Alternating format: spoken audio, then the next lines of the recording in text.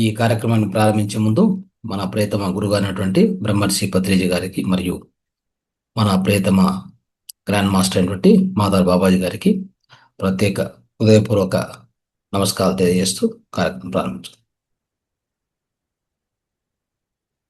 My dear masters, my dear God's, my dear friends, ఈరోజు ప్రతిరోజు కూడా మనం అద్భుతమైన జ్ఞానాన్ని తెలుసుకుంటున్నాం. ఈ వేదికలో ప్రత్యేకంగా జ్ఞానము మరియు సమగ్ర జీవన శైలి అనేక విషయాలు మనం తెలుసుకుంటూ వస్తున్నాం. సీనియర్ మాస్టర్స్ వస్తున్నారు, ప్రతిరోజు కూడా ఒక అద్భుతమైన జ్ఞానాన్ని పంచుతున్నారు. ఇక్కడ కొత్త వాళ్ళు కూడా ఉంటారు కంపల్సరీ. అయితే ప్రతి ఒక్కరు కూడా మనము ఇక్కడ జరిగిన సబ్జెక్ట్స్ ఏవైతే ఉంటాయో ఒకసారి మరీ ఇంటికి పోయిన తర్వాత కూర్చొని వాటిని ఒకసారి రివైజ్ చేసుకోవాలి. మననము అంటాం. ఓకే, శ్రవణం తర్వాత మననం తర్వాత దాన్ని ఇంప్లిమెంట్ చేయడం. ధ్యానం గురించి ఎంతోమంది ఎన్నో రకాల అంటే సీనియర్ మాస్టర్స్ వచ్చి మనకు చెప్తూ ఉంటారు. అయితే దాన్ని మనము ఇంప్లిమెంట్ చేయకపోతే నిధి ధ్యాస అంటారు దాన్ని. అంటే దాన్ని యాక్షన్లో పెట్టాలి. యాక్షన్లో పెట్టకపోతే ధ్యానం యొక్క ఆ విలువ, ధ్యానం యొక్క లోతు మనకు తెలియదు. ఓకే, కాబట్టి ఇవన్నీ కూడా పాటించండి ఖచ్చితంగా. ఇక్కడ ఎవరెవరైతే అవకాశం ఉంటే వీడియోస్ ఆన్ చేసుకోండి. ఓకే, మేడం ఒక్కరే వీడియో ఆన్ చేశారు, మిగతా వాళ్ళు ఎవరున్నారో అక్కడ తెలియదు. అయితే అవకాశం ఉన్న వాళ్ళు ఆన్ చేసుకోవాలి. అంటే మీ పరిస్థితిని బట్టి, మీరు వింటున్న స్థితిని బట్టి, అక్కడ ఉన్న అవకాశాన్ని బట్టి ఆన్ చేసుకోండి వీడియోస్. వచ్చేది క్లాస్లో ఇప్పుడు మీరు పోయి ఒక క్లాస్లో కూర్చున్నారనుకోండి, ఏదైనా ఒక సబ్జెక్ట్స్ అవుతున్నప్పుడు అక్కడ కళ్ళు మూసుకొని కూర్చుంటారా? అంటే మీరు ఏదైనా ఒక కాలేజ్కో, డిగ్రీ కాలేజో లేదా ఎక్కడో వెళ్తే మీరందరూ కళ్ళు మూసుకుంటే మాస్టర్ ఎవరితో మాట్లాడాలి? ఉం? ఈ అలవాటు అనేది మంచిది కాదు యాక్చువల్గా. అర్థమైందా? అది నాకు తెలియదు. ఈ ఆన్లైన్లోకి వచ్చాక విచిత్రం అనిపిస్తుంది. అదేంటో కానీ మాస్టర్ చెప్తూ ఉంటే అందరూ ఆఫ్ చేసుకునే కూర్చుంటారు. అక్కడ మీకు ఏం ఆనందం ఉందో తెలియదు, చెప్పేటువంటి మాస్టర్కి ఎవరిని చూసి చెప్పాలో తెలియదు. ఆ బ్లాక్ బోర్డ్ చూసి చెప్తా ఉంటాడు ఆయన. ఎంతసేపు ఆ బ్లాక్ బోర్డ్ చూసి, అంటే అక్కడ ఏం కనిపించదు, నల్లగా మొత్తం అందరూ పేర్లు ఉంటాయి అంతే, వాళ్ళకి చెప్తూ ఉండాలి. దాంట్లో ఆనందం ఉండదు. ఎప్పుడు కూడా మీలోని ప్రతిక్రియ ఉంటుంది కదా, మీరు చూపించేటువంటి రిప్లై, అది ఎప్పుడు కూడా మాస్టర్కి ఒక ఇన్స్పిరేషన్, అంటే ఎనర్జీ. అర్థమైందా? యాక్చువల్గా చెప్పాలంటే కాన్షియస్నెస్, అంటే ఈ కాన్షియస్నెస్ టచ్ వస్తుంది అక్కడ. అంటే ఒకరికి ఇంకొకరి మధ్య కాన్షియస్ కమ్యూనికేషన్ జరుగుతుంది. అది చాలా ఇంపార్టెంట్. అంటే మనము ఏదైతే మన వైబ్రేషన్స్ వెళ్తాయో ఆ వైబ్రేషన్స్ మీ నుంచి వాళ్ళ మధ్యలో, మాస్టర్కి వినే వాళ్ళకి మధ్యలో ఆ వైబ్రేషన్స్ అద్భుతంగా ఉంటాయి. ఇవి దృష్టిలో పెట్టుకొని ఎప్పుడు కూడా సాధ్యమైనంత వరకు మీకు సాధ్యంగా అయినప్పుడు మీరు ఎందుకు ఆఫ్ చేసుకోవాలి వీడియో? మిమ్మల్ని ఎవరైనా ఆఫ్ చేయమని చెప్పారా? లేదు కదా. ఇది అలవాటుగా చేసుకోండి. కనీసం ఈరోజు చెప్తున్నాను, సాధ్యమైనంత వరకు, ఎంతమంది సాధ్యమైతే అంతవరకు ఆన్ చేసి పెట్టుకోండి. మీదేం పోతుంది? మిమ్మల్ని ఎవరైనా క్వశ్చన్ అడగట్లేదే. క్వశ్చన్ అంటే మిమ్మల్ని చూసి ఎవరైనా క్వశ్చన్ అడుగుతారు, భయమా మీకు? వినేదానికే వచ్చారు, వినండి చాలు. ఆ వినేది కూడా చూస్తూ వినండి. ఏం చెప్తున్నారు మాస్టరు, ఆయన చెప్పేది అర్థమైందంటే అర్థమైందన్నట్టుగా తల ఊపాలి కొద్దిగా. ఆ సైగా కొన్ని ఉంటాయి కదా, మన ఫిజికల్ క్లాస్లో కూర్చున్నప్పుడు అట్లే కదా జరిగేది. అర్థమైందనుకోండి, స్టూడెంట్స్ అంతా వాళ్ళు వాళ్ళ ముఖ కదలికలు తెలుపుతూ ఉంటాయి, ఏం అర్థం కాలేదనేది. అలాగా. దయచేసి ఇప్పుడు నేను వచ్చానని కాదు ఈరోజు, రేపటి నుంచి ఏ మాస్టర్ వచ్చినా ఇదే రెస్పాన్స్ ఇవ్వాలి మీరు. అనవసరంగా ఆఫ్ చేసుకొని కూర్చోవద్దు. వచ్చింది క్లాస్కు, అవునా? మళ్ళీ దీంట్లో ఆఫ్ చేయడం ఏంటి? నాకు అర్థం కాదు. అప్పుడు ఊరికే మీరు ఒక ఫోన్ పెట్టేసి మీరు వెళ్ళిపోతే అయిపోతుంది అంతే. ఆ ఫోన్ రికార్డ్ చేసుకుంటూ పోతుంది. ఆ ఫోన్ వింటది, మీ బదులు ఆ ఫోన్ వింటది, చాలు అంతే. అలా చేయొద్దు. మంచిది కాదు అది. Okay, right. రెస్పెక్ట్ ఉండాలి. అంటే ఏ మాస్టర్ వచ్చినా ఆయనకు రెస్పెక్ట్ ఇవ్వాలంటే మనం ఆన్ చేసుకొని శ్రద్ధగా కూర్చొని బుక్ తీసుకొని పెన్ను తీసుకొని రాసుకుంటూ కనిపిస్తే ఆ మాస్టర్కి ఎంతో ఆసక్తి ఉంటుంది చెప్పాలని. మీరందరూ ఆఫ్ చేసి కూర్చుంటే ఆయన ఎవరికి చెప్పాలి? ఎవరితో మాట్లాడాలి? అర్థం కాలేదు. It's very wrong indication. Okay. Right. Okay మిత్రులారా, ఈరోజు మనం చెప్పుకోబోయేటువంటి ఒక మాస్టర్ యొక్క ప్రవచనాలు, బోధనలు, లేదా ఒక ప్రశ్నావళిలాగా నడుస్తుంది. ఇది అంటే ప్రశ్నలు జవాబులాగా నడుస్తుంది. సో ఈయన పేరు వచ్చేసి శ్రీ ఎం అని చెప్పి. శ్రీ ఎం అంటే సో ముంతాజ్ అలీ అని వస్తుంది ఆయన పేరు. ఆయన యాక్చువల్గా ఏంటంటే శ్రీ ఎం అనేటువంటి మాస్టరు కేరళలో పుట్టారు. కేరళలో తిరువనంతపురంలో పుట్టింది ఆయన. ఓకే. ఆయన జన్మించింది. మరి ఆయన ఒక ఆధ్యాత్మిక గురువు. సో మన యొక్క భారతదేశంలో ఆయన ప్రారంభించినటువంటి సంస్థ పేరు సత్సంగ్ ఫౌండేషన్ అని చెప్పి. సత్సంగ్ ఫౌండేషన్. ఆయన ఒక మంచి విద్యావేత్త, సంస్కర్త. సో ఆయన అనేక బుక్కులు రాశారు. ఓకే. సో ఖచ్చితంగా ఆయన రాసినటువంటి ఒక బుక్కు, ఎంతో ప్రాచుర్యం పొందినటువంటి బుక్కు 2011లో ఆయన రాసింది. సో ఆయన స్వ అనుభవాలని పెట్టి the apprentice to Himalayas masters అని చెప్పి ఒక బుక్ రాశారు. ఓకే. సో అది కూడా చాలా అద్భుతమైన బుక్, ఎంతో ప్రాచుర్యం పొందింది. ఈయన యొక్క గురువు, ప్రత్యక్ష గురువు వచ్చేసి మహాతార్ బాబాజీ. అవునా. సో మహాతార్ బాబాజీ నుంచి ఈయన బోధనలు అందుకున్నారు, అద్భుతమైనటువంటి బోధనలు. మహాతార్ బాబాజీ ఈయనకు నేరుగా అంటే ప్రత్యక్షంగా హిమాలయస్లో కనిపించడము, ఈయనతో పాటు కూర్చొని ధ్యానం చేయడం కూడా జరిగింది. అంటే ఒక ధుని ముందర కూర్చొని ఇద్దరు అవతల ఒకరు ఇవతల ఒకరు కూర్చొని ప్రత్యక్షంగా ధ్యానం చేపించారు. చూడండి ఎట్లా ఉందో. సో ఈయనది అంటే ఆయన యొక్క బయోగ్రఫీ చాలా పెద్దది. ఆయన యొక్క అంటే ఆత్మ చరిత్ర మనం చెప్పుకొని పోతే అది అది సపరేట్ సబ్జెక్ట్ అవుతుంది, ప్రయత్నం చేస్తాం. సో ఆయన గురించి తెలుసుకోవాల్సిన విషయాలు చాలా ఉన్నాయి. అంటే ఆయన అద్భుతమైన, యాక్చువల్గా ఆ, ఇస్లాం మతంలో పుట్టినా కానీ ఆయన యొక్క పూర్వజన్మ సంస్కృతి వలన ఆయన ఇస్లాం మతంలో పుట్టిండొచ్చు. ఈ ఈ యొక్క జన్మలో పూర్వజన్మ సంస్కారం వలన పూర్వజన్మలో ఆయన ఆల్రెడీ యోగి, హిమాలయ యోగి ఆయన. కాబట్టి అతి చిన్న వయసులోనే ఈ మార్గంలోకి వచ్చేసారు ఆయన. చూడండి ఎలా ఉందో.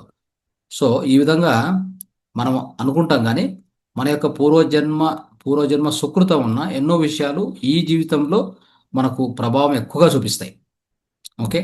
సో అలాంటిదే ఈయన జీవితంలో కూడా జరిగింది. ఈయన గొప్ప మాస్టర్ అయ్యాడు. అయితే చిన్న వయసులోంచే ఈయన హిమాలయస్కి వెళ్ళిపోవడము, ఆల్మోస్ట్ అక్కడే అంటే తక్కువ వయసులోనే హిమాలయస్కి వెళ్ళిపోయారు. ఓకే. సో ఆ వెళ్ళిపోవడం కూడా ఎలా జరిగింది, ఒక అంటే ఎన్నో అక్కడ సంఘటనలు జరిగాయి. అవన్నీ కూడా తర్వాత చెప్పుకుందాం. అయితే సో ఈయన రాసినటువంటి ఎన్నో బుక్కులు ఉన్నాయి. దాంట్లో మనం ఈరోజు చెప్పుకుంటున్నటువంటి ఈ శ్రీఎం గారు రాసినటువంటి ఈ బుక్లో సో ధ్యానం గురించి, అంటే ధ్యానం మార్గం గురించి, అసలు ధ్యానం ఎందుకు చేయాలి, ఆ, ఎలా చేయాలనే విషయాలు కూడా చెప్పారు. అయితే అవన్నీ మనం బేసిక్స్ అని మనం ఆల్రెడీ ఈ యొక్క క్లాసెస్లో ఎన్నో క్లాసులు చెప్పుకుంటూ వచ్చాం. ఎంతోమంది మాస్టర్స్ మన వేదికలు కూడా చెప్తూనే ఉంటారు. అయితే ఈరోజు కొన్ని ప్రశ్నల ముఖాంతరంగా తెలుసుకోవడం ప్రయత్నం చేద్దాం. అంటే ఒక మామూలుగా ధ్యానులు, సాధకులు అడిగినటువంటి ప్రశ్నలకి ఆయన ఇచ్చిన జవాబుల్లో కొన్ని ముఖ్యమైన ప్రశ్నలకు ముఖ్యమైన జవాబులు ఆయన ఇచ్చారు. అవి మనం చూస్తే మనకు కూడా వాటిలో ఎన్నో విషయాలు, కొత్త విషయాలు తెలిసే అవకాశం కూడా ఉంటుంది అనమాట. ఓకే. అది సో దీంట్లో ఏంటంటే సో ఇక్కడ ఈరోజు మనం చెప్పుకోబోయే దాంట్లో ధ్యానం చేయడానికి అంటే అనుకూలమైనటువంటి కొన్ని విషయాల గురించి, ఎలాంటి విషయాలు ధ్యానానికి అనుకూలిస్తాయి అనేది, దాని మీద కొన్ని ప్రశ్నలు వచ్చాయి సాధకుల నుంచి. సో బాగా ధ్యానం చేయడానికి నేను క్రియ కూడా నేర్చుకోవాల్సిన అవసరం ఉందా అని ఎవరు అడిగారు. క్రియ అంటే క్రియాయోగంలో ఒక ఒక భాగం అది యాక్చువల్గా. అవునా. సో ఆయన అప్పుడు ఏం చెప్పారంటే శ్రీఎం గారు, గురూజీ, ధ్యానం చేయడానికి క్రియ కంపల్సరీ కాదు. క్రియ అనేటువంటిది ఎలా ఉంటుంది, ఇప్పుడు ప్రాణాయామం చేస్తాం.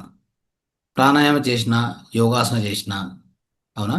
సో తర్వాత పతంజలి మహర్షి చెప్పినటువంటిది ధ్యానం వచ్చేసి అది 7వ స్థితి. అది యాక్చువల్గా 8 స్థితులు ఉన్నాయి. అవునా. అష్టాంగ యోగాని 8 చెప్పారు పతంజలి మహర్షి. సో ఈ ధ్యానానికి ఆది గురువు, అంటే యోగా అనేదానికి ఆది గురువు ఆయన. మన భారతదేశంలో ఆయన నుంచే యోగా అనేటువంటిది జన్మించింది అని చెప్పాలి. అంటే దీనికి శివుడు మెయిన్ ఆది గురువు.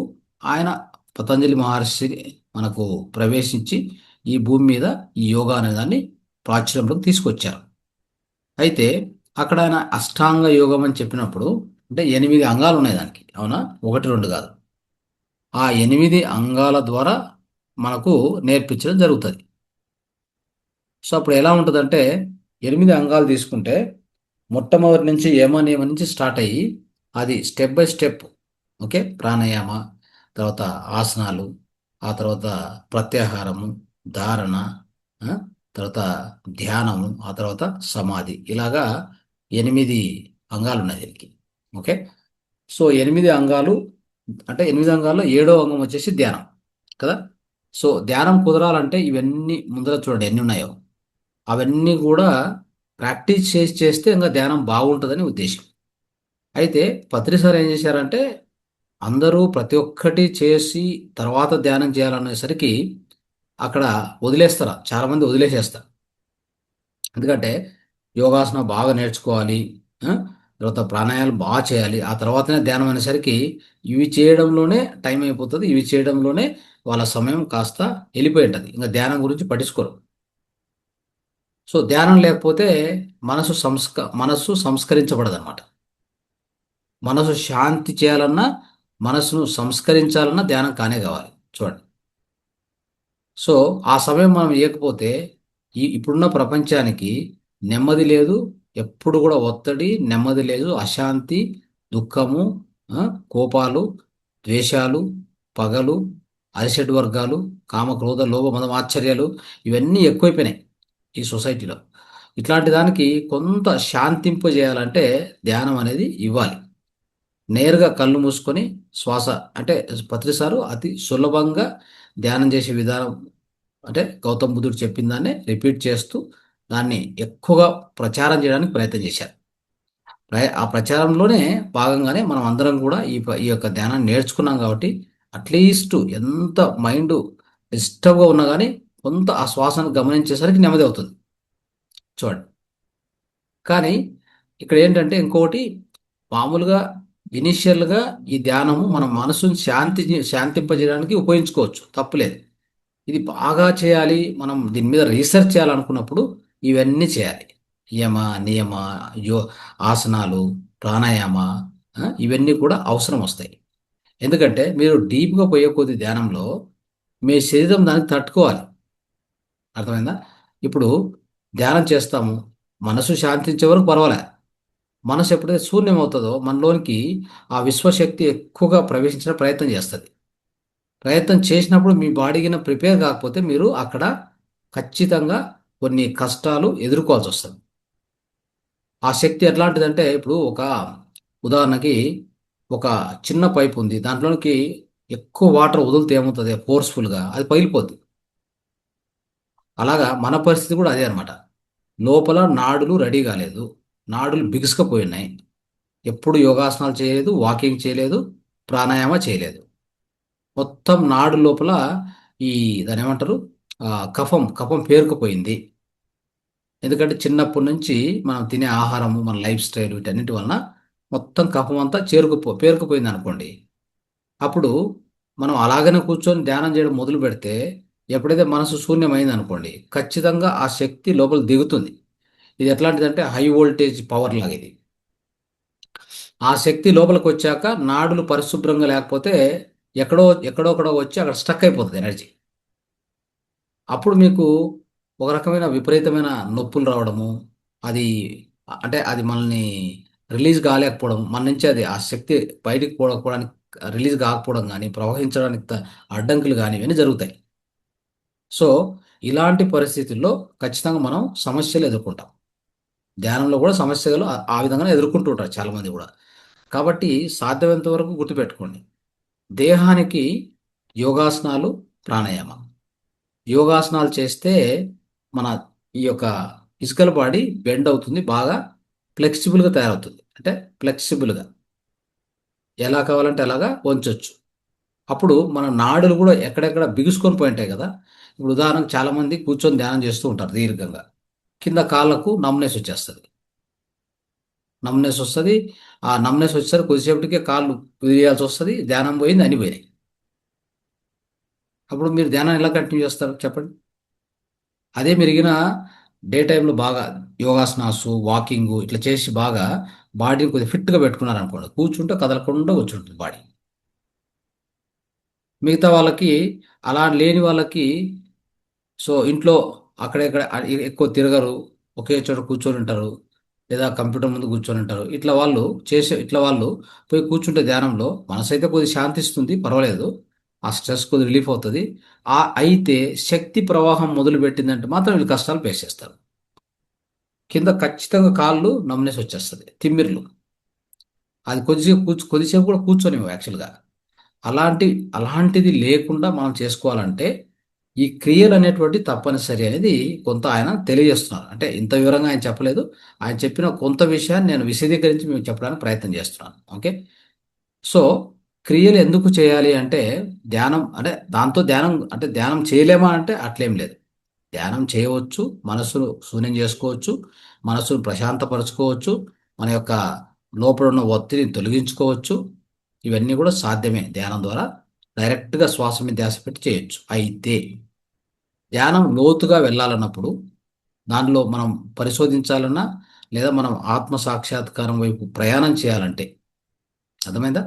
సో అప్పుడు మనము దీర్ఘమైన లోతైన ధ్యానాన్ని చేస్తాం కాబట్టి అప్పుడు తట్టుకునే దానికి శరీరాన్ని ప్రిపేర్ చేసుకోండి అని చెప్తున్నాను.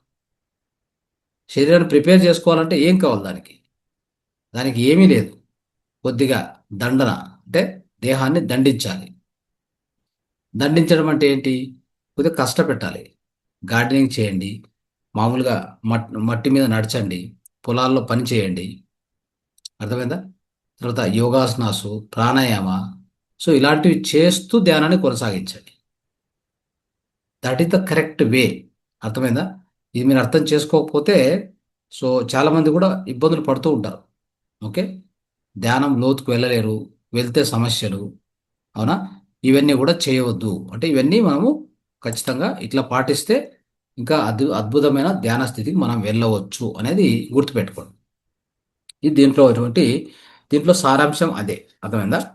సో ఆ విధంగా క్రియలు అంటే ఇవన్నీ ఇంకా ప్రాణాయామ క్రియలు, దేహ క్రియలు అన్నీ కూడా. సో అవి మీకు అనుకూలంగా ఉన్నటువంటివి ఏవైనా చేయొచ్చు. ఇప్పుడు ఉదాహరణకి పొలాలకు వెళ్తూ ఉంటారు, వాళ్ళకి యోగాసన అక్కర్లేదు. అర్థమైందా? యోగాసనంతో పనే లేదు వాళ్ళకి. వాళ్ళు చేసే పొలం పనే అదే పెద్ద యోగాసనం అది. అవునా కదా? సో నెక్స్ట్ ప్రాణాయామం అంటే వాళ్ళు కూడా చేయొచ్చు. ఎందుకంటే ప్రాణాయామంలో ఒక ఇంపార్టెంట్ విషయం ఏంటంటే, ప్రాణాయామంలో కూడా మనము అంతర్ముఖ ప్రాణాయామం చాలా మంచిది. అది మీకు తెలియకపోతే తెలుసుకోవాలి. అంటే మీకు ఎవరైనా చెప్పేవాళ్ళు ఉంటే మీకు దగ్గరలో. అంతర్ముఖ ప్రాణాయామం అంటే ఏంటంటే, అది ఒక స్పెషల్ ప్రాణాయామం. అదేం చేస్తుందంటే, లోపల మన ప్రాణశక్తిని, అంటే కింద మనం మూలాధారం నుంచి అక్కడ ఉన్న ప్రాణశక్తిని పైకి తీసి ఈ యొక్క మన యొక్క విశుద్ధ చక్రం ద్వారా ఆజ్ఞా చక్రానికి పంపించడం. అలా కింది నుంచి పైకి మనము దీన్ని అంటే ఆ, ఆ, మజ్జిగ చిలుకుతాం కదా, మజ్జిగ చిలికినట్టుగా చర్నింగ్ అంటాం దాన్ని, మంత్రం అంటాం చూడండి. అలా మంత్రం చేసినప్పుడు ఏమవుతుందంటే, లోపల ఆ ప్రాణశక్తితో మంత్రం చేస్తాం. అప్పుడు ఈ శ్వాసను ఉపయోగించాం మనం. ఓకే. శ్వాస అలానే కదలకుండా ఉంటుంది. లోపల నుంచి ఆ యొక్క మంత్రం జరుగుతుంది, కింది నుంచి పైకి, కింది నుంచి పైకి, ఆ విధంగా కింది నుంచి పైకి అట్లా తీసుకెళ్ళడం, పైకి వదలడం. అట్లా జరిగినప్పుడు మన లోపల పేరుకోమైనటువంటి ఆ కఫం కరుగుతుంది. మీకు ఒక విషయం తెలియాలి. ఏంటంటే, మనం తీసుకునే శ్వాస నిజంగా అన్ని అన్ని జీవకోశాలు, అంటే జీవ కణాలకు వెళ్ళదు అది. మనం ఎట్లా ఎట్లా అయిపోయిందంటే మన జీవితాలు సర్ఫేస్ బ్రీతింగ్ అంటారు దాన్ని. అంటే ఈ కుక్క కదా శ్వాస అంట చూడండి, అలా అయిపోయింది మన పరిస్థితి. ఎంతసేపు ఆలోచనలు, ఆ శ్వాస ఎక్కడికి పోతుందో తెలియదు, ఎంత లోపలికి వెళ్తుందో తెలియదు, ఎంతవరకు పోయి ఏ జీవకణాలకు అందుతుందో తెలియదు. మనకు లోపల చూస్తే ట్రిలియన్స్ ఆఫ్ సెల్స్ ఉన్నాయి. ఎన్ని ఉన్నాయి? 58 నుంచి 100 ట్రిలియన్ సెల్స్ ఉన్నాయి మన లోపల. జీవకణాలు అన్ని ఉన్నాయి మన లోపల. వాటికి ఇవ్వాల్సిందే, అతి ముఖ్యంగా ఇవ్వాల్సిందే ఆ శ్వాసలో ఉన్న ఆక్సిజన్. మనం తీసుకునే శ్వాసలో ఆక్సిజన్ వెళ్ళాలి. అది మనము చేయట్లేదు. సో దానికి ఏం కావాలంటే డీప్ బ్రీతింగ్ ఎక్సర్సైజ్ చేయాలి పొద్దున్నే. యోగా, ప్రాణాయామ, ధ్యానం, ఇది కరెక్ట్ పద్ధతి. అర్థమైందా? తర్వాత ఫిజికల్ వర్క్. ఒకవేళ యోగా యోగా లేకపోతే ఫిజికల్ వర్క్. తర్వాత ఎంతో కొంతసేపు రోజుకు మట్టి మీద నడచడం, ఉత్తకాళ్ళతో మట్టి మీద నడచడం. అంటే కాంక్రీట్ అపార్ట్మెంట్ చుట్టూ కాంక్రీట్ ఉంటుంది, అక్కడ నడచడం కాదు. దాని నుంచి ప్రయోజనం ఉండదు. నడచవలసింది ఏంటంటే డైరెక్ట్ మన్ను మన్ను మీద కాలు అంటే చెప్పులు వేసుకోకుండా నడచాలి. రోజుకు ఒక అర్ధ గంట నడచాలి. గుర్తుపెట్టుకోండి. ఎందుకు, దాని యొక్క ప్రాముఖ్యత ఏంటి అని చూస్తే చాలా ప్రాముఖ్యత ఉంటుంది. ఎందుకంటే మనకు తల్లి ఎలాంటిదో భూమి మనకు తల్లి లాంటిది.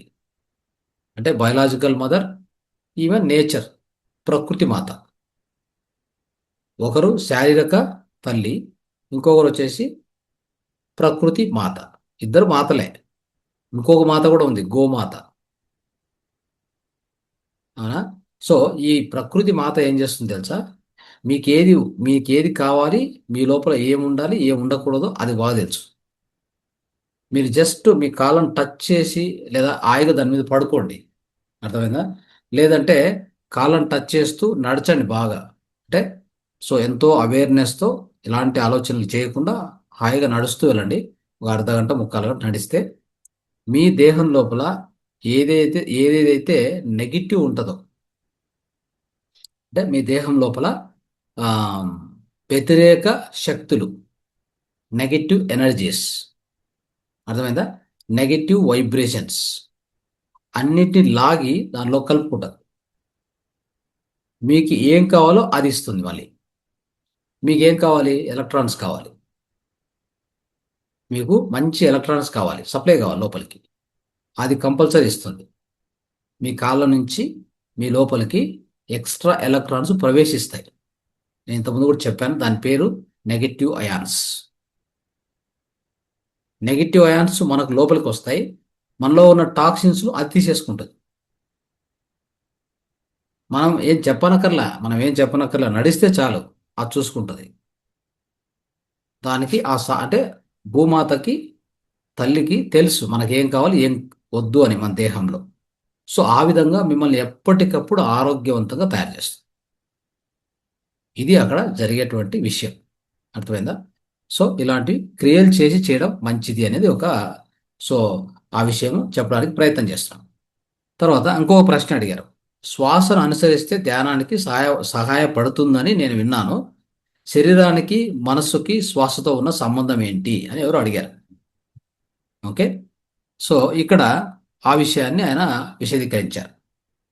సో ఆయన ఏం చెప్పారంటే, మన శరీరానికి పోషకాలు అంటే మన శరీరంలో ప్రతి జీవకణం బ్రతకాలంటే, మన జీవకణం లోపల మన జీవకణాలు ఉంటాయి కదా, ఇప్పుడే చెప్పాను నేను.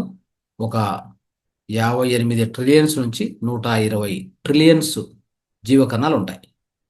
సో అన్ని జీవకణాలు కూడా వాటికి సరైన పోషకాలు అందితే, ఆ పోషకాలు అందినప్పుడు ఖచ్చితంగా అవి ఆరోగ్యవంతంగా ఉంటాయి. ఆ పోషకాలు అంటే దాంట్లో ఒక 8 పోషకాలు ఉన్నాయి, ఒక జీవకణం కరెక్ట్గా వర్క్ చేయాలంటే. అర్థమైందా? సో దాంట్లో carbohydrates, proteins, fatty acids, fats కూడా కంపల్సరీ కావాలి, కొవ్వు కూడా కంపల్సరీ కావాలి. సో ఆ తర్వాత నీరు, గాలి, గాలి అంటే ఆక్సిజన్. ఓకే. ఆ తర్వాత మినరల్స్, విటమిన్స్, చివరికి ప్రాణశక్తి. ఓకే. సో ఇన్ని కావాలి ఒక జీవకణం కరెక్ట్గా వర్క్ చేయాలంటే మన దేహంలో. ఈ అంశాలను మనం ఎంతవరకు చూసుకుంటున్నాం అనేది మీరు ప్రతి దినం చెక్ చేసుకోవాలి. మీరు మనం ఏమి ఇస్తున్నాం, ఇదే ఒక పెద్ద సబ్జెక్టు. ఇది చెప్పడానికి పోతే కనీసం 2 గంటలు తీసుకుంటుంది అది. అర్థమైందా? అయితే ఎన్నో క్లాసులో చెప్తూ వచ్చాం కాబట్టి బ్రీఫ్గా చెప్తాము. మళ్ళీ మీరు ఆ ఓల్డ్ వీడియోస్ చూసి కానీ మీరు నేర్చుకోవచ్చు.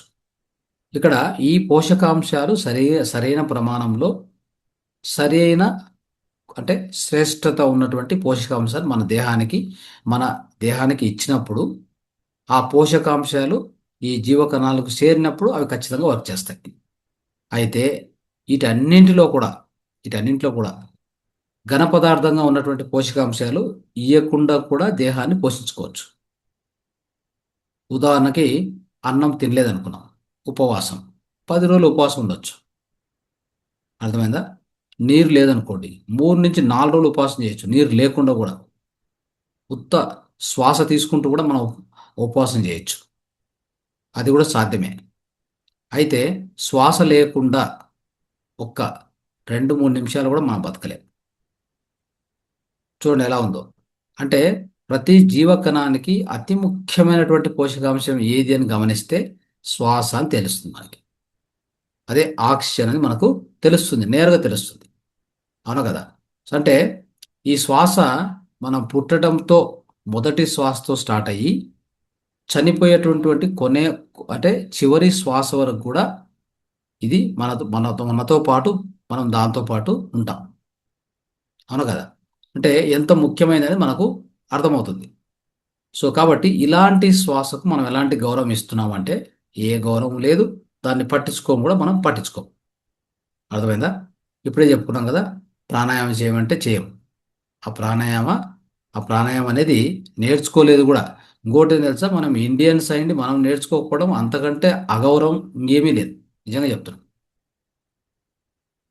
ఎవరైనా ప్రాణాయామ తెలియదు, యోగాసనాస్ తెలియదు, ధ్యానం తెలియదు అంటే అంతకంటే అగౌరవం. మన వేద మన వేదాలకు ఇచ్చే గౌరవం, ఆ గౌరవం అనేది పోయిందని అర్థం. ఫారినర్స్ మీరు పోయి ఆ విదేశీయులను చూడండి, తెలుస్తుంది. వాళ్ళు దీన్ని కళ్ళకు అద్దుకొని, అంటే ఒక రకంగా ఎంతో శ్రద్ధ భక్తితో నేర్చుకుంటారు వాళ్ళు.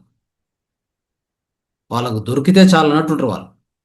మనకిడ ఏమైందంటే ఎక్కువైపోయి అదేదో మనకు పనికిరాని సబ్జెక్ట్ లాగా తయారైపోయింది. ఇటీవల కాలంలో ధ్యానం ఒక్కటే ఆ దగ్గరికి వచ్చింది. అది కూడా పత్రిసారి యొక్క చలువ, ఆయన యొక్క శ్రద్ధ, ఆయన యొక్క కష్టం, ఆ, ఆయన యొక్క నిరంతర కృషి వలన పల్లెటూరులో కూడా వెళ్ళింది ఇది. లేకపోతే ఇంకెవరన్నా అంటే అసలు ప్రయత్నం చేయరు కూడా. ఎవరు చేస్తున్నారు ఇప్పుడు చెప్పండి చూద్దాం. పత్రిసారి కాకుండా ఎవరు చేశారు ఈ పని? ఎంతోమంది గురువులు ఆయన ముందు ఉన్నారు, ఆయన తర్వాత కూడా ఉన్నారు, ఇప్పుడు కూడా ఉన్నారు. ఎవరు ఓ పల్లెటూరుకు పోయి ఒక సమావేశం పెట్టిన వాళ్ళు లేరు. ఎవరు ఏ పల్లెటూరులో పోయి ఇలాంటి ధ్యానం ఉంది, జ్ఞానం ఉంది, నేర్చుకొని అని చెప్పిన మహానుభావులు ఒక్కరు కూడా లేరు. వాళ్ళ పేరు మనకు అనవసరం, చెప్తున్నా, మీకు ఉన్న విషయం చెప్తున్నా. కాబట్టి ఆయన ఒక గొప్ప మహాయోగి. అదే కారణ జన్ముడు కాబట్టి ఇది జరిగింది. దానివల్ల మనం ఆ జ్ఞాన భిక్ష ఆయన పెట్టి వెళ్ళిపోయారు. సో సో ఈ విధంగా ఈ శ్వాస అనేటువంటిది ఎంత ముఖ్యమైనది అయితే, అవును కదా. సో అది ఆగిపోయిన క్షణం మనము ఇంకా లేనట్లే, అవును కదా. అంత ముఖ్యమైన దానికి. సో ఇది గుజరాత్లో ఏమంటారంటే, గుజరాత్లో వాళ్ళు చెప్తారు శ్వాస ఆగిపోయిందంటే ఆఫ్ అని చెప్తారు. కేరళలో పంక్చర్ అయిందని చెప్తారంట. అంటే టైర్లో గాలి పోతే ఏమవుతుంది, పంక్చర్ అవుతుంది కదా, అలా. సో ఆ విధంగా చెప్తారు. అంటే మొత్తం మీద మనము ఈ బాహ్య శరీరంతో సంబంధం కలిగి ఉండేది ఈ శ్వాస, అవునా. అంటే మనము మన లోపల ఉండే మనస్సు, మన యొక్క దేహము, మన ఆత్మ, మూడింటిని కలిపి ఉంచేది ఈ యొక్క శ్వాస. అది ఎప్పుడైతే తెగిపోతుందో, అంటే శ్వాస తెగిన మరుక్షణమే ఆత్మ మీలో ఉండదు, వెళ్ళిపోతుంది. ఓకే. సో ఆత్మకి ఇంకేం పని ఉండదు అక్కడ. ఇది ఎలాంటిదంటే, మనము గాడి బాగుంది, ఓకే, గాడిలో అంత బాగానే ఉంది. సో ఇంధనం వచ్చే శ్వాస, డ్రైవర్ లేరు అక్కడ. ఏం చేస్తారు గాడి తీసుకొని? మీరు ఇంధనం పోస్తే కూడా గాడి ముందుకు పోదు అది. ఎందుకంటే డ్రైవర్ వెళ్ళిపోయాడు, ఎప్పుడు వెళ్ళిపోయాడు. డ్రైవర్ ఎవరు? మీ ఆత్మ. అదే మనం ఎవరము? ఆత్మలం కదా. అది వెళ్ళిపోయింది. దాన్ని మనం ఏంటంటే కాన్షియస్నెస్ అంటాం. ఓకే. చైతన్యము అంటాం తెలుగులో. సో ఇంకా చెప్పాలంటే దాన్నే మనము ఆత్మ పదార్థం అంటాం. సో అది వెళ్ళిపోయిన మరుక్షణమే దేహంలో ఇక ఎలాంటి క్రియలు జరగవు. శ్వాస కూడా లోపలికి పీల్చుకోబడదు. మీ చుట్టూ శ్వాస ఉంటుంది, శ్వాస బంద్ కాల. శ్వాస ఎప్పుడూ ఉంటుంది, గాలి ఎప్పుడూ ఉంటుంది, గాలి లోపలికి ప్రవేశించదు. చూసారా. సో అలాగా ఆ టైర్ పంచర్ అయింది అంటాం. ఈ శ్వాసంగా లోపలికి రావట్లేదంటే టైర్ పంచర్ అయింది, ఇంక పనికిరాదు అని అట్లా. సో ఈ విధంగా. సో వాస్తవానికి మీరు మీ శ్వాసను నియంత్రించరు, అవును కదా. సో వేరేది ఏదో నియంత్రిస్తూ ఉంటుంది. ఓకే. సో మనం శ్వాసను నియంత్రిస్తామా? అంటే శ్వాస పోయేది వచ్చేది మనకు తెలుసా అసలు? ఏదో ప్రాణాయామంలో కొద్దిసేపు ఆ ఆ శ్వాసని ఇట్లా చేయి అట్లా చేయి అంటే కొద్దిసేపు అట్లా అట్లా చేసి ఇంకా టైం అయిపోయిందని అక్కడికి వెళ్ళిపోతూ ఉంటాం, అవునా కదా. అది కూడా కొంత టైం ఇచ్చింటాం అంతే. అది కూడా ఎంతో ఇంట్రెస్ట్గా చేసేవాళ్ళు చాలా తక్కువ మందే. దాన్ని ఏదో ఆరోగ్యం కోసము భయం కోసము చేస్తారు అంతే. భయంగా ఇది చేయకపోతే ఏమవుతుందో అని. అది ఇంట్రెస్ట్గా శ్రద్ధతో చేసేవాళ్ళు చాలా తక్కువ మంది. ఏదేమైనా కానీ శ్వాసను మనం నియంత్రించమనేది గుర్తుపెట్టుకోండి బాగా. శ్వాస తనంతట అదే వస్తుంది పోతుంది. దాన్ని నియంత్రించేది ఎవరు తెలుసా? మన లోపల ఉన్నటువంటి ఆత్మనే. మన లోపల ఉన్నటువంటి సబ్ కాన్షియస్ మైండ్ అని చెప్తాం. ఉపచేతన మనస్సు అని చెప్తాం దాని పేరు. ఆ సబ్ కాన్షియస్ మైండ్ యొక్క క్రియలు ఇవన్నీ. ఏమేం క్రియలు చేస్తుంది చెప్పండి దేహంలో? మనకు తెలియకుండా ఇవన్నీ జరుగుతుంటాయి. మనం అంటే మన మనస్సు. మనం అంటే ఎవరు? దేహము అనుకుంటాం. ఓకే. నిజంగా దేహం కంటే మనం ఎవరంటే నిజంగా మనము ఆ మనస్సే మనం. దేహం ఏముంది? అదొక ఒక కుండలాగా. కుండ పగిలిపోతే అవుట్ అంతే. అవును కదా. సో దేహం అనేది పంచభూతాలతో తయారు చేసి తయారు చేయబడి ఉంటుంది. ఎప్పుడైనా అది ఒక్కసారి దాంట్లో ఆ, చైతన్యం వెళ్ళిపోయిందంటే ఇంక దానికి వాల్యూ లేదు. అది జస్ట్ పంచభూతాల్లో మట్టిలో కలిసిపోతుంది అంతే. కాబట్టి అది కాదు మనం. మనం ఎవరు తెలుసా? మనం ఎవరు అంటే మనము ఆత్మ పదార్థ ఆత్మ పదార్థాలం అయి ఉండి భూమి మీద ఈ యొక్క మానవ జన్మ తీసుకొని మానవుని యొక్క మానవ హ్యూమన్ ఎక్స్పీరియన్స్ అంటాం. అంటే హ్యూమన్ ఎక్స్పీరియన్స్ అంటే మానవునిగా కొన్ని ఎక్స్పీరియన్సెస్ పొందడానికి. యాక్చువల్గా మనము spiritual beings. We come here to experience the human experiences. అలా వస్తాం మనం. అయితే ఆ ఆత్మతో పాటు అంటే మన సూక్ష్మ శరీరం అంటే ఆత్మ శరీరం అనేటువంటిది అది సెంటర్ అంటే కాన్షియస్నెస్. దానికి ఏ నిరాకారం. ఓకే. ఏ ఆకారం ఉండదు. ఎలాంటి రంగు రూపులు ఏమీ ఉండవు. అది ఒక నిరాకారమైనటువంటి ఒక నిశ్చలమైనటువంటి ఒక దేనితో దేనితో ప్రమేయం లేకుండా ఉండేటువంటిది శాశ్వతంగా ఉండేటువంటిది అది ఆత్మ పదార్థం. అదే కాన్షియస్నెస్. దాని దానితో పాటు కొన్ని శరీరాలు వస్తాయి మనకి. ఎందుకంటే భూమి మీద మనం నివసించాలి కదా. నివసించాలంటే ఇక్కడ భూమి మీద అయితే ఆ, మనకు ఫిజికల్ బాడీ కావాలి. దాంట్లోకి ప్రవేశించడానికి ఇంకొన్ని శరీరాలు ఉన్నాయి మనకి మధ్యలో. ఆ శరీరాలే సూక్ష్మ శరీరము అంటాం మనం. అర్థమైందా? సో ఆ సూక్ష్మ శరీరం అనేది ఉంది కదా. సూక్ష్మ శరీరంలో ఉండేటువంటిది ఏంటి అంటే బాగా మనం అర్థం చేసుకుంటే మనస్సు ఉంటుంది అక్కడ. మైండ్ ఉంటుంది. గుర్తుపెట్టుకోండి. మనం చనిపోయిన తక్షణమే మనం చనిపోయిన తక్షణమే ఏమవుతుందంటే మన నుంచి సూక్ష్మ శరీరం విడిపోతుంది. సూక్ష్మ శరీరం అనేది కోర్స్ సూక్ష్మ శరీరము, తర్వాత కారణ శరీరము, ఆ తర్వాత ఆత్మ. ఆత్మ అనేది ఒక శరీరం. మధ్యలో ఇంకా వేరే శరీరాలు ఉన్నాయి. వాటితో అవసరం లేదు మనకి. చెప్తున్నాను మీకు. సింపుల్గా అర్థం కావాలని చెప్తున్నాను. సో భౌతిక శరీరం అయింది, సూక్ష్మ శరీరం అయింది, కారణ శరీరం అయింది, ఆ తర్వాత ఆత్మ శరీరం, స్పిరిచువల్ బాడీ అనుకుందాం. ఇప్పుడేమో తెలుసా? చనిపోయిన తక్షణమే సూక్ష్మ శరీరం మన నుంచి విడిపడుతుంది. ఆత్మ శరీరం అనేది అది ఎప్పుడు ఉంటుంది. ఎప్పుడు అంటే మీరు ఈ బ్రహ్మాండము అనేది దీనికి అంతం ఎవరికి తెలియదు కదా. ఇది ఎప్పుడు పుట్టిందో తెలియదు, ఎప్పుడు చనిపోతుందో కూడా తెలియదు. అంటే నెవర్ బార్న్ నెవర్ డై అని చెప్తాం. అందుకే ఓషో సమాధి మీద ఒకటి రాపిచ్చారు ఆయన. Never born never died visited the earth between this date to this date అని రాపిచ్చాడు ఆయన. చూడండి ఎట్లా ఉందో. అంటే ఆ మూల చైతన్యానికి నాశనము లేదు, పుట్టుక లేదు, నాశనము లేదు, పుట్టుక లేదు, మరణము లేదు. కాబట్టి సో అది ఎప్పుడు ఉంటుంది. అయితే దానితో పాటు కప్పబడినటువంటి కొన్ని శరీరాలు. ఎందుకంటే ఈ భూమి మీద ఈ శరీరంలో ప్రవేశించి పని చేయాలంటే ఒక సూక్ష్మ శరీరాన్ని తయారు చేశారు. ఎవరు? సృష్టికర్త. ఆ సూక్ష్మ శరీరంతో కంటే ముందు కారణ శరీరం ఒకటి ఉంటుంది. కారణ శరీరం ఏమవుతుందంటే దాంట్లో మన పుట్టుకకు కారణం అక్కడ ఉంటుంది. మన జన్మానికి మన జననానికి జన్మించడానికి గల కారణం అక్కడ స్టోర్ కాబడి ఉంటుంది. అర్థమైందా? సో ఆ కారణం చేత మనం పుడతాం. పుట్టేటప్పుడు ఎలా పుట్టాలి అంటే మీకు ఏ కారణాలు ఉన్నాయి, ఏ కర్మలు ఉన్నాయి, దాన్ని కార్మిక్ బాడీ అని కూడా అంటాం. రాసి పెట్టుకోండి. కార్మిక్ బాడీ కారణ శరీరం ఉంది కదా. దాంట్లో ఉన్న కర్మలను బట్టి మీకు ఏ ఏ దేహం కావాలి, ఎలాంటి దేహం కావాలనేది సూక్ష్మ శరీరంలో నిర్మించబడుతుంది. మొత్తం అక్కడ నిర్మించబడుతుంది. మీకు పుట్టుకతోనే కాలు పోవాలా? పుట్టుకతోనే చెయ్యి పోవాలా? పుట్టుకతోనే కన్ను పోవాలి? పుట్టుకతో క్యాన్సర్ రావాలా? ఇంకేమి కావాలన్నా కానీ సూక్ష్మ శరీరంలో నిర్మించబడుతుంది. దేని ద్వారా? మీ యొక్క గత జన్మల కారణాలు గత జన్మల కర్మల వలన,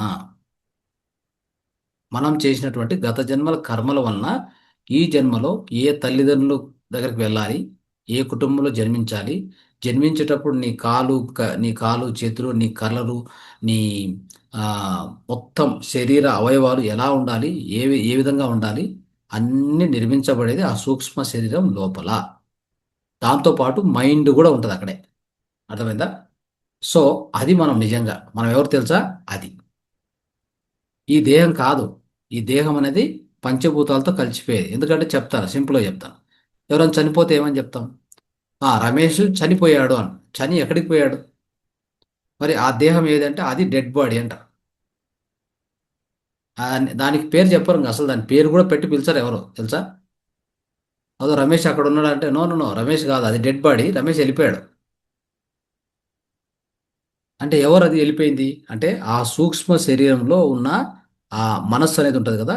ఆ మనస్సు మనం ఇక్కడ ఈ జన్మ అంటే ఒక జన్మంతట్లో మనం నేర్చుకున్నవి, మనం పడినటువంటి కష్టాలు, బాధలు, దుఃఖాలు, తర్వాత మనం నేర్చుకున్న జ్ఞానము అన్నీ కూడా ఆ మనస్సులో నిక్షిప్తమై ఉంటాయి. అర్థమైందా? సో నిక్షిప్తమైనటువంటి ఆ మనస్సును మనము సబ్ కాన్షియస్ మైండ్ అని కూడా పిలిచొచ్చు కావాలంటే. అదే సబ్ కాన్షియస్ మైండ్ చెప్పాలంటే. అర్థమైందా? సో ఆ సబ్ కాన్షియస్ మైండ్ ఈ సూక్ష్మ శరీరం కలిసి ప్రయాణాన్ని మొదలు పెడుతుంది. అది ఎక్కడికి వెళ్ళాలో కూడా తెలుసు. చూడండి ఎలా ఉందో. మనకే తెలియదు. అంటే మన ఈ చేతన మనసుకు తెలియదు వేరే విషయము. అది చనిపోయిన తర్వాత ఏ లోకానికి వెళ్ళాలో అదే డిసైడ్ చేసుకుంటుంది. అర్థమైందా? గైడ్ చేయడానికి మాస్టర్స్ వస్తారు అంతే. కొంతమంది మాస్టర్స్ అంటే దేవదూతలు అని చెప్తాం కదా, ఏంజల్స్ వాళ్ళు వస్తారు. ఎందుకంటే అంతవరకు శరీరంలో అలవాటు పడిపోయి సడన్గా, ఇప్పుడు ఉదాహరణకు ఓ ఇంట్లో ఉన్నాం. మిమ్మల్ని ఉన్న పొలంగా ఆ ఇంట్లో ఖాళీ చేయమంటే మీకు ఎంత అసౌకర్యంగా ఉంటుంది చెప్పండి. అలాగనమాట. అట్లాగా ఈ శరీరంలో అలవాటు పడిపోయాం బాగా. తిని, తాగి, కొంతమంది అలాంటివి కూడా చేసి, ఇంకేమో చేస్తారో తెలియదు ఈ భూమి మీద. రకరకాల వ్యసనాలు, రకరకాల అలవాట్లు, రకరకాల కోరికలు, రకరకాల ఆహారాలు అన్నీ ఎంజాయ్ చేసి ఉంటారు. అన్ని రకాలుగా ఈ దేహంతో ముచ్చట పడి ఉంటారు లోపల. ఇప్పుడు సడన్గా దేహాన్ని వదిలేసి ఎక్కడికి వెళ్ళాలో తెలియదు, ఎందుకు వెళ్ళాలో తెలియదు. ఈ కన్ఫ్యూజన్లో ఉన్నప్పుడు మీకు సహాయంగా వచ్చేది ఆ ఏంజల్ మాస్టర్స్, హాస్టల్ మాస్టర్స్. వాళ్ళు మీకు కొంత ఎక్స్ప్లెయిన్ చేస్తారు. ఇంతవరకు ఈ దేహంలో ఉన్నావు, ఆ దేహం నుంచి బయటకు వచ్చావు, ఇప్పుడు ఆ దేహంలోకి పోలేవు నువ్వు. నీ హాస్టల్ అంటే నీ యొక్క సిల్వర్ కార్డ్ కట్ అయింది అని వాళ్ళంతా ఎక్స్ప్లెయిన్ చేసి నిదానంగా మీకు దారి చూపిస్తే, ప్రయాణం చేసేది మీకే తెలుసు, వాళ్ళేం చేయాల్సిన అవసరంలా. మీ సబ్ కాన్షియస్ మైండ్లో మీ కర్మల ఆధారంగా మీరు ఏ లోకానికి వెళ్ళాలి. మనకు ఆత్మలోకాల్లో ఊర్ధ్వలోకాలు, అధమలోకాలు అన్నీ ఉన్నాయి. అధమలోకాలు అంటే చీకటి రాజ్యాలు. ఊర్ధ్వలోకాలంటే ఒక స్వర్గధామాలు. మనం ఎక్కడికి వెళ్ళాలో మనకే తెలుసు చనిపోయిన తర్వాత, ఎవరు చెప్పే అవసరం లేదు. అర్థమైందా? సో ఆ విధంగా ఉన్నప్పుడు సో ఆటోమేటిక్గా మనము వెళ్తాం. అర్థమైందా?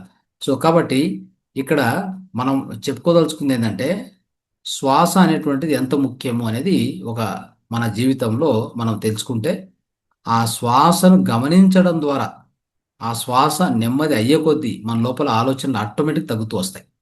అవును కదా? అది. ఇంకోటి ఏంటంటే, శ్వాస ఎప్పుడు నెమ్మదిస్తుందో గుర్తుపెట్టుకోండి. శ్వాస నెమ్మదించినప్పుడు ఆటోమేటిక్గా మనలో పారాసింపథెటిక్ నర్వస్ సిస్టమ్ అనేటువంటిది యాక్టివేషన్లోకి వస్తుంది. అంతవరకు మనం హెచ్చరికగా ఉంటాం కదా. అంటే ఇప్పుడు నేను మాట్లాడుతున్నాను, మీరు వింటున్నారు. ఆ? సో అందరూ అంటే రకరకాలుగా మాట్లాడేది, వినేది, నడిచేది, తినేది, కూర్చునేది, పరిగెత్తేది, అన్ని ఎక్సర్సైజ్ చేసేది, ఇవన్నీ కూడా సింపథెటిక్ నర్వస్ సిస్టమ్ యాక్టివ్ ఉంటుంది. ఎప్పుడైతే మనం నెమ్మదిస్తామో ధ్యానంలో, ప్రాణాయామంలో మన యొక్క శ్వాసను కొద్దిగా తగ్గించి, శ్వాస యొక్క వేగాన్ని తగ్గించి మనం కొద్దిగా రిలాక్స్ అవుతాము, ఆటోమేటిక్గా మన యొక్క పారాసింపథెటిక్ నర్వస్ సిస్టమ్ యాక్టివేషన్కి వస్తుంది. అప్పుడు మనకు రిలాక్సేషన్ వస్తుంది. అద్భుతమైనటువంటి శాంతంగా ఒక రకంగా మనస్సు శాంతపడిపోతుంది అనమాట. సో ఆటోమేటిక్గా మీ మనసు శూన్యం వైపు ప్రయాణం చేస్తుంది. అందుకే ఇప్పుడు అనేక జంతువులు చూసింటాం మనం. ఎన్నో జంతువులు, కొన్ని జంతువులు ఎలా ఉంటాయంటే, ఈ కుక్క ఇలాంటి జంతువులు ఒక్క ఒక్క నిమిషానికే కనీసం అంటే 20 నుంచి 22 శ్వాసలు తీసుకుంటాయి అవి. అవునా? 20 నుంచి పైబడి శ్వాసలు తీసుకోవడం వలన అది ఎప్పుడు ఎలా ఉంటుందంటే, ఆ యొక్క శ్వాస కూడా ఉపరితలంగా నడుస్తూ ఉంటుంది. ఇంకోటి, ఆ యొక్క శ్వాస వేగం ఎక్కువగా ఉంటుంది కాబట్టి ఎక్కువ శ్వాసలు తీసుకుంటుంది కాబట్టి దాని యొక్క అంటే ఆ జీవన వ్యవధి కూడా తగ్గిపోతుంది ఆటోమేటిక్గా. అంతా కూడా 10 to 12 years, అంతకంటే ఎక్కువ బతకదు అది. కాబట్టి మనకు ఇది ఇంత జ్ఞానం మనం నేర్చుకుంటున్నందుకు మానవుడు దీన్ని పాటించాలి కనీసం. ఒక ఉదాహరణకి తాబేలు ఉంది. తాబేలు అది తీసుకునే శ్వాసలు చాలా తక్కువ. అతి తక్కువ తీసుకుంటుంది. అంటే అవసరం ఉంటే దాని యొక్క ఒక ముఖము, దాని యొక్క అంటే జ్ఞానేంద్రియాలు అనుకుంటాం కదా! ఆ పంచేంద్రియాలు గాని అన్నిటిని ఓపెన్ చేస్తుంది. అవసరం లేదంటే మళ్ళీ లోపలికి ముడుచుకొని పెట్టుకుంటుంది. చూసారా? సో, ఆ జంతువుకున్నటువంటి సహజ లక్షణం ఎలా ఉందో చూడండి. దానికి భగవంతుడు దానికిచ్చిన డిజైన్‌లో ఆ విధంగా చేయడం వలన ఒక 3-4 శ్వాసలు, 5 శ్వాసలు తీసుకుంటది ఒక్క నిమిషానికి అంతే. అది దగ్గర దగ్గర 100-300 సంవత్సరాలు బతుకుతది. అర్థమైందా? సో, ఈ విధంగా మిత్రులారా, ఈ యొక్క శ్వాసను అంటే శ్వాస అనేటువంటిది, ఇంకా శ్వాస గురించి ఇంకా బాగా చెప్పాలంటే మన యొక్క ఆత్మకి, గుర్తుపెట్టుకోండి, ఆత్మకి మన ఆత్మకి, మన దేహానికి మధ్యలో ఒక బ్రిడ్జ్ లాగా. ఏది? శ్వాస. శ్వాస ఆ బ్రిడ్జ్ తెగిపోయిందంటే ఈ ఈ శరీరానికి, ఆ యొక్క ఆత్మకి సంబంధమే లేదు. ఇప్పుడు ఒక నది ఉంది అనుకుందాం. నది దాటాలంటే ఏం కావాలి మీకు? బ్రిడ్జ్ కావాలి. ఆ బ్రిడ్జ్ గిన తెగిపోతే ఏమవుతుంది? ఇక్కడ ఉన్న వాళ్ళు ఇక్కడే, అక్కడ ఉన్న వాళ్ళు అక్కడే. అవునా కదా? అలాగా ఈ శ్వాస కూడా అలాంటిదే. ఈ శ్వాస రెండు విధాలు మనం అర్థం చేసుకోవచ్చు మన జీవితంలో. అంటే మనము ధ్యానం చేసేటప్పుడు ఎలా ఉంటుంది, అవునా? సో, తర్వాత చనిపోయే స్థితిలో ఎలా ఉంటుంది? చనిపోయే స్థితి అంటే అన్నప్పుడు ఏమైందంటే ఆటోమేటిక్గా మన లోపలటువంటి ఆ డ్రైవర్ అంటే ఆ సోల్, మన యొక్క చైతన్యం, ఆ చైతన్యం విడిపోతుంది. చైతన్యం బయటికి వెళ్ళిపోతుంది. అంటే ఇక్కడ శ్వాస అనేది జీరో అవుతుంది. దేహం పక్కకు వెళ్ళిపోతుంది. మొత్తం మీద ఈ క్రియ అంతా జరిగిపోతుంది. దీన్ని మరణం అంటాం. ఇంకోటి ధ్యానంలో ఒకటి ఒక ప్రత్యేక క్రియ జరుగుతుంది ఇక్కడ ధ్యానంలో. మనము కూర్చొని చేతనాపూర్వకంగా అంటే కాన్షియస్గానే ఆ శ్వాసను తగ్గిస్తూ తగ్గిస్తూ తగ్గిస్తూ వస్తాం. ఎప్పుడైతే తగ్గిస్తూ వస్తామో అప్పుడు ఏమవుతుంది తెలుసా? శ్వాసను ఎప్పుడైతే తగ్గిస్తూ వస్తామో మన లోపల ఉండే సూక్ష్మ శరీరము బయటపడడానికి ట్రై చేస్తుంటారు. ఆ శరీరం అంతవరకు కూడా రెండు అంటుకొని ఉంటాయి. శ్వాస వేగం తగ్గే కొద్దీ ఆ లోపల ఉన్నటువంటి ఈ సూక్ష్మ శరీరం ఉంది కదా, అది ఆటోమేటిక్గా బయటికి వెళ్ళడానికి ప్రయత్నం చేస్తూ ఉంటుంది. ఇక్కడ ఒక లాజిక్ ఉంది. శ్వాస ఎప్పుడైతే నెమ్మది అవుతుందో మనస్సు శూన్యమవుతుంది.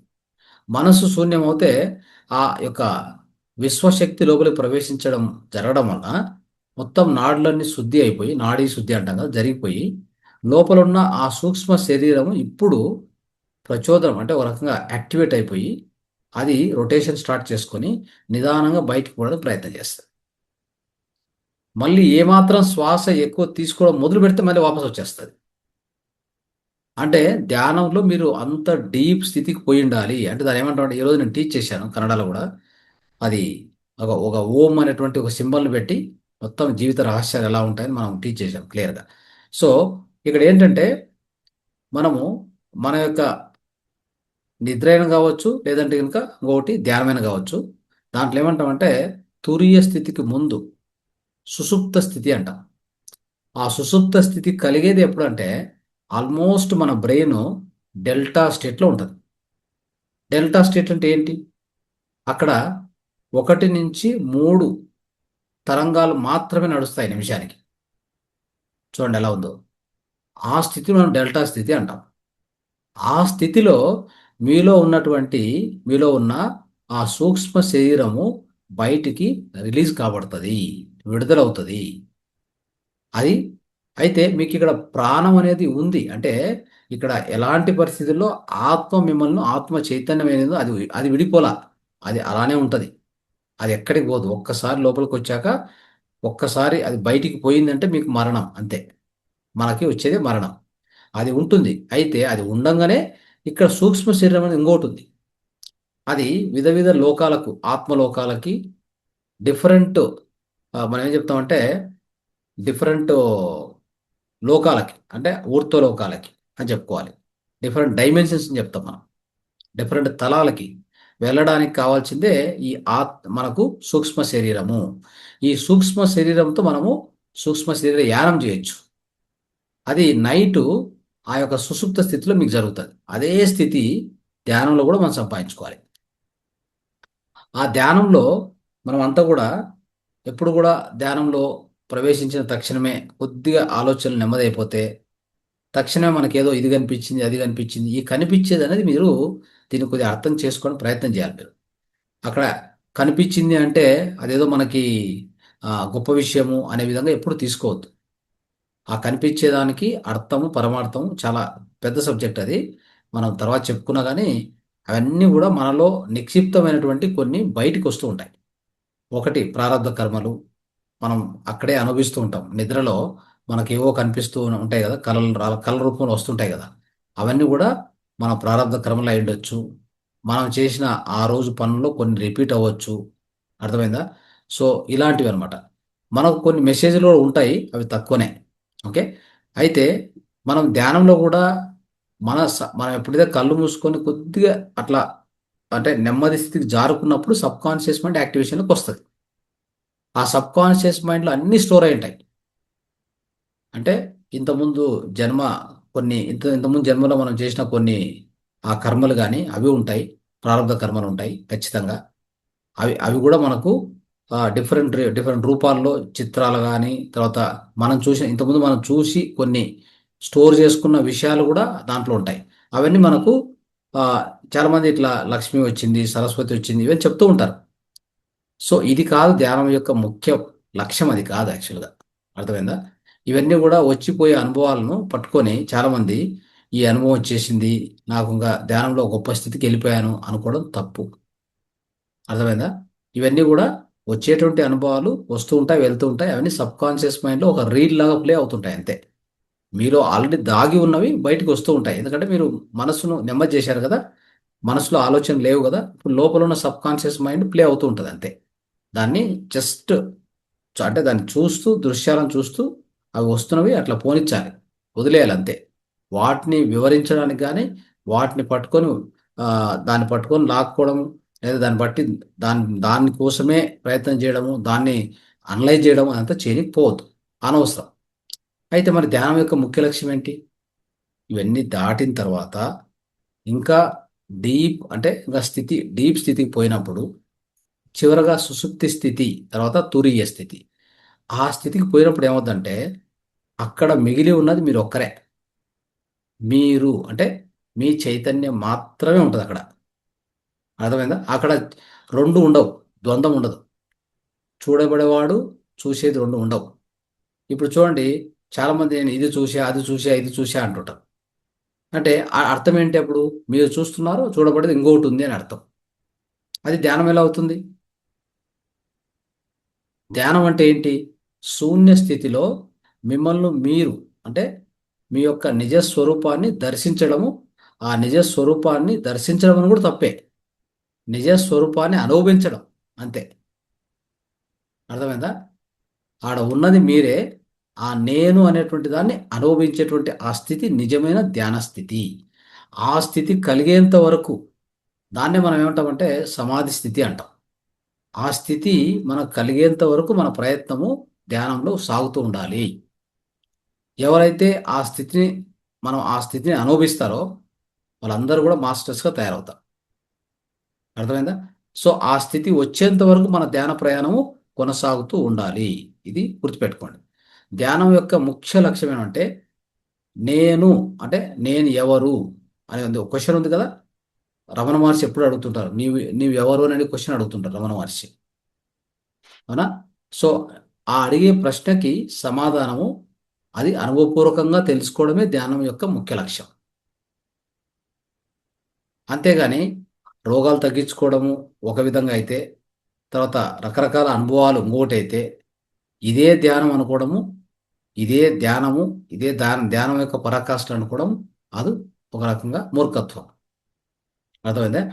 ధ్యానం యొక్క పరాకాష్ఠ ఏంటి అంటే నీ నిజ స్వరూపాన్ని నువ్వు అనుభవించడమే ఆత్మ సాక్షాత్కారము.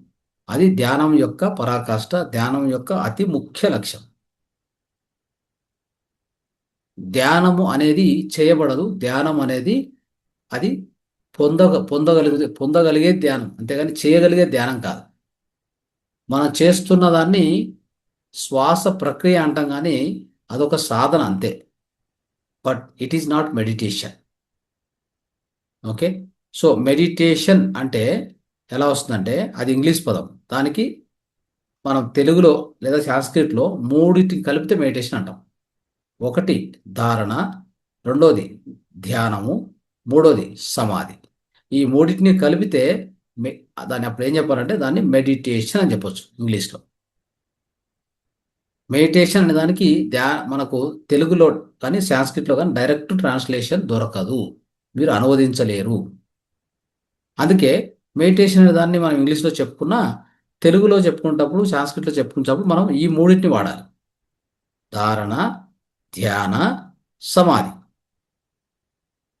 ధారణలో ఏం చేస్తామంటే మనం ఒక్కసారి కళ్ళు మూసుకున్నాం, లోపలికి వెళ్ళాం, ఆలోచనలు ఆగిపోయాయి, శూన్యస్థితికి వెళ్తూ ఉన్నాం. అంటే ఆల్ఫా స్థితి నుంచి తీటా స్థితికి వచ్చాము. బ్రెయిన్లో వేవ్స్ పూర్తి తగ్గుతూ ఉన్నాయి. దాన్నే ఏకదాటిగా ఒక ధారావాహికగా, అంటే చెప్తాం కదా, ఒక ధారావాహికగా అంటే తీక్షణంగా దాన్నే ఆ స్థితిలోనే ఉండిపోవడమే ధారణ అని చెప్తాం. అంటే కూర్చున్నాం, కళ్ళు మూసుకున్నాం, సుఖమైన ప్రాణాయామం అంటే మన యొక్క శ్వాసను గమనిస్తున్నాం. శ్వాస నెమ్మది అయిపోయింది, ఆలోచనలు తగ్గిపోయాయి, శూన్య స్థితికి వచ్చేసాం. ఆ శూన్య స్థితిని ఏకదాటిగా తీక్షణంగా దాన్నే గమనిస్తూ కూర్చొని ఉండిపోవడమే దాన్ని ధారణ అంట. ఆ ధారణ ఎక్కువయ్యే కొద్దీ అలాగే నిశ్చలంగా అయిపోతాం కదా. అప్పుడు పొందే స్థితిని ధ్యానము అంట. ఆ ధ్యానం అంటే ఏంటంటే ధ్యానము is equal to the plus annum. అంటే ధ్యానం ఎవరికైతే కలుగుతుందో వాళ్ళు ధీ అంటే బుద్ధి, యానం అంటే ఆ దానితో ప్రయాణించరు. ధ్యానం చేసే ప్రతి ఒక్కరు కూడా బుద్ధితో ప్రయాణిస్తారు. వాళ్ళలో బుద్ధి చురుకుగా ఉంటుంది. ఇంకొక అర్థం ఉంది ధ్యానానికి. ధ్యానము అంటే థీ ప్లస్ యానం అంటే ధీ అంటే సూక్ష్మ కారణ శరీరాల సముదాయ ప్రయాణమే ధ్యానము. ధీ ప్లస్ యానము. ధీ ఈజ్ ఈక్వల్ టు సూక్ష్మ సూక్ష్మ ప్లస్ కారణ శరీరాల సముదాయము. యానం అంటే ప్రయాణం. ధ్యానం జరిగేది ఇంకేంటి? మనకు ధ్యానంలో జరిగేది అది. మనం ఎప్పుడైతే శూన్య స్థితికి వెళ్ళి ధారణ నుంచి ధ్యానంకి వచ్చేస్తామో, ధ్యానంలో మనకు అద్భుతమైన శక్తి, ఆ యొక్క విశ్వశక్తి లోపలి ప్రవేశించడం ద్వారా దాని ద్వారా మనలో ఉన్నటువంటి సూక్ష్మ కారణ శరీరాలు రెండు కూడా లోపల నుంచి రిలీజ్ కాబడతాయి. వాటితో పాటు ఆ యొక్క సూక్ష్మ శరీర యానం అనేది మనము చేస్తాం కదా, దాన్నే టీ ప్లస్ యానము అంటాం. అర్థమైందా? సో ఈ విధంగా మిత్రులారా, సో ఇన్ని విషయాలు కూడా మీకు ఎందుకు చెప్తున్నా అంటే ఒక శ్వాస అనేది మనం కరెక్ట్గా దాన్ని గమనించడము ద్వారా ఎన్ని ఫలితాలు ఉంటాయో చూడండి. అవునా? సో కాబట్టి ఈ యొక్క శ్వాసను కరెక్ట్గా ధ్యానంలో అయితే గమనించడము, ధ్యానం కంటే ముందు ప్రాణాయామం చేయడము, మన యొక్క శ్వాసకోశాలు అంటే ఊపిరితిత్తులను ఆరోగ్యంగా పెట్టుకోవడము, మన యొక్క దేహంలో ఉన్న ప్రతి కణానికి ఆక్సిజన్ సరిగా సరఫరా చేయడము, ఇంత మాత్రం చేస్తే చాలు. ఎంతోమంది మీకు తెలిసే ఉండొచ్చు, ఒక శ్వాసను మాత్రమే తీసుకొని బతికినటువంటి మహానుభావులు ఎంతోమంది ఉన్నారు భూమి మీద. ఉదాహరణ ముమ్మడివరం బాలయ్య నేను ఎప్పుడూ చెప్తూ ఉంటాను ఆయన గురించి. ముమ్మడివరం బాలయ్య గారు దగ్గర దగ్గర 39 సంవత్సరాలు ఏకదాటిగా ధ్యానం చేశారు. అంటే ఆయన శరీరాన్ని విరమించే వరకు కూడా ఆహారం లేదు, నీరు లేదు, మలము లేదు, మూత్ర విసర్జన లేదు. మరి ఇంకేముంది? శ్వాసమే. ఆ శ్వాస మాత్రం చాలా నెమ్మది, అది కూడా నెమ్మదిగా అసలు నడిచేది శ్వాస. చాలా అతి నెమ్మదిగా నడిచేటువంటి శ్వాస మాత్రమే. ఎప్పుడైనా గుర్తుపెట్టుకోండి, శ్వాస వేగంగా తీసుకుంటే ఎక్కువ తీసుకున్నట్టు కాదు. అర్థమైందా?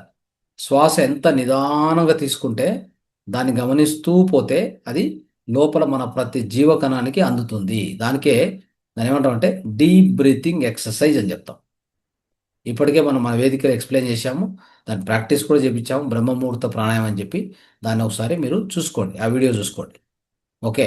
సో ఈ బ్రహ్మముహూర్త ప్రాణాయామం ఏంటంటే డీప్ బ్రీతింగ్ ఎక్సర్సైజ్. అది చేసిన తర్వాత ధ్యానానికి వెళ్ళమని చెప్పాము. ఆ ప్రాణాయామం చేసిన తర్వాత ధ్యానం చేయండి, ధ్యానం అద్భుతంగా ఉంటుంది. లేదా అది చేసిన తర్వాత నైట్ పడుకోండి అని చెప్పాము. అది చేస్తూ చేస్తూనే హాయిగా అలానే పడుకోండి, అప్పుడు కూడా మీకు అద్భుతమైన నిద్ర సంభవిస్తుంది అని కూడా చెప్పాం. సో ఇన్ని విషయాలు మనం తెలుసుకున్నాం. సో ఆ విధంగా శ్వాసను మాత్రమే ఆహారంగా, శ్వాసాహారం అని చెప్తాం. అయితే అక్కడ ముమ్మడివరం బాలయోగి ఆయన విషయంలో కూడా శ్వాస అతి నెమ్మదిగా నడుస్తున్నా కానీ మరి ఆయన ఏ ఆహారం ద్వారా అలా ఉండగలిగారంటే విశ్వశక్తి ఆహారము. అర్థమైందా? ఆ విశ్వశక్తి ఆహారము ఎంత గొప్పదంటే అది ఆ దేహంలో ఆయనకి ఆ నెమ్మది, అంటే పూర్తిగా నిశ్చలతలో ఉన్నప్పుడు మనకు విశ్వశక్తి బ్రహ్మరంధ్రం ద్వారా ప్రవేశించి మన లోపలికి ప్రవేశించి మొత్తం మనల్ని శక్తిమయం చేస్తుంది కదా. అక్కడ ఆయనకి ఆ విశ్వశక్తి ద్వారానే ఈ శరీరానికి పోషణ కూడా జరిగింది. చూడండి ఎంత ఆశ్చర్యం అంటే, ఆ విధంగా ఆహారం లేదు, నీరు లేదు, నిశ్చలంగా కూర్చున్నారు. ఎలాంటి అంటే ఆయనేమి కూరగాయలు ఇంకోటి ఇంకోటి తినలేదు, ఏ ఘన పదార్థము లేదు, నీరు కూడా లేదు ఆఖరికి. మరి ఎలా దేహం పోషించబడుతుంది చెప్పండి చూద్దాం. దేహం ఎలా పోషించబడుతుంది? అయితే ఆయన విషయంలో మీరు గమనించవచ్చు. ఆయన చిన్నప్పుడు ఒక 15 సంవత్సరాల వయసులో ఆయన కూర్చున్నాక పెద్దగయ్యాడు, గడ్డం వచ్చింది, ఎంటికలు వచ్చాయి, ఆ, మనిషి పెరుగుతూ ఉన్నాడు. ఇవన్నీ ఎలా నడిచాయి అంటే ఇది ఓ సైన్స్కు ఛాలెంజా లేదా? ఇలాంటి ఘటనలు మన భారతదేశంలో మాత్రమే జరిగాయి, ఇంకెక్కడ జరగలేదు. గుర్తుపెట్టుకోండి. ఇంత గొప్ప సంస్కృతి గల మన దేశం యొక్క సంపదని, మన దేశంలో ఉన్నటువంటి విలిసిల్న వెలసిల్లినటువంటి వేదాలు, ఉపనిషత్తులు మనం నేర్చుకోకపోతే అంతకంటే దురదృష్టవంతులు మనం అవుతాం కదా. మనకంటే దురదృష్టవంతులు ఇంకెవరు ఉంటారు చెప్పండి. ఈ ఈ యొక్క భూమిలో, అంటే మన యొక్క హిందుస్థాన్లో అని చెప్పొచ్చు, మన భారత భూమిలో మనం పుట్టి, ఈ పుణ్యభూమిలో పుట్టి వేదాలు తెలియదు, ఉపనిషత్తులు తెలియదు, ఆధ్యాత్మిక జ్ఞానము తెలియదు, ధ్యానము తెలియదు అంటే ఇంతకంటే ఘోరమైన పని ఏముంటుంది? ఇంతకంటే తక్కువ, ఆ తక్కువగా ఉన్నటువంటి ఆ విధానాలు మనము దాని నుంచి బయటపడాలి. అంటే యోగా, ప్రాణాయామ, ధ్యానము, వేదాలు, ఉపనిషత్తులు, భగవద్గీత అన్నీ కూడా మనం చదవాలి. అర్థమైందా? ఇవన్నీ నేర్చుకోవాలి. సో ఆ విధంగా మన మన దేశంలో జరిగిన ఈ యొక్క కొన్ని ఎగ్జాంపుల్స్ నిజంగా ఈ సైన్స్కి ఇప్పుడు కూడా ఛాలెంజే. సైన్స్ కనుక్కోమని చెప్పండి చూద్దాం. ముమ్మడివరం బాలయోగి ఎందుకు అలా ఆ విధంగా జీవించగలిగారు? అన్ని సంవత్సరాలు ఏ ఆహారం కానీ నీరు కానీ ఏమీ లేకుండా ఆయన ఆ యొక్క దేహం ఎలా పెరిగింది చెప్పమని చూద్దాం. ఇది ఒక, మీరు ఎంత గొప్ప సైంటిస్ట్కి ఇచ్చినా కానీ ఈ రోజు కూడా కనుక్కోలేరు. ఇంత మాత్రం తెలుసుకోండి చాలు. మన యొక్క సంస్కృతి గురించి, మన సనాతన ధర్మం గురించి ఎంత గొప్పది అనేది మనం తెలుసుకోవాలి. ఓకే. కాబట్టి సో ఇంతటితో మనం ముగిద్దాం. అయితే చివరగా ఏంటంటే ఆయన ఆ యొక్క అయితే ఆ నిరాలోచనతో నిశ్చలంగా కూర్చున్నప్పుడు ఆహారం అనేది ఎక్కడి నుంచి ఆయనకు దేహానికి పోషణ అందుతుంది అంటే, ఆ విధంగా ఆయన కూర్చున్నప్పుడు ఈ యొక్క గొంతులో అమృత బిందువు అది సృష్టి కాబడుతుంది. అమృత బిందువు ఇక్కడ ఈ యొక్క గొంతు భాగంలో ఉద్భవిస్తుంది. అది ఏమవుతుందంటే మొత్తం దేహాన్ని పోషిస్తుంది. దేహానికి ఏం కావాలి? ఆ అంటే జీవకణాలకు ఏం కావాలి? పోషకాంశాలు కావాలి కదా, అన్ని దాంట్లో ఉంటాయి. చూడండి ఎంత విచిత్రము, ఎంత అద్భుతం ఇది, పరమాద్భుతం. ఓకే. ఓకే మిత్రులారా, ఇక్కడితో సమయం మించిపోతుంది కాబట్టి ఇప్పటితో ముగిద్దాం. థ్యాంక్ యూ, ధన్యవాదాలు.